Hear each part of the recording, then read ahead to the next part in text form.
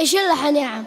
الله الله أغليتها من حبها مثل العسل حالي، من حبها صرت أنا مجنون. أغليتها من حبها مثل العسل حالي، من حبها صرت أنا مجنون.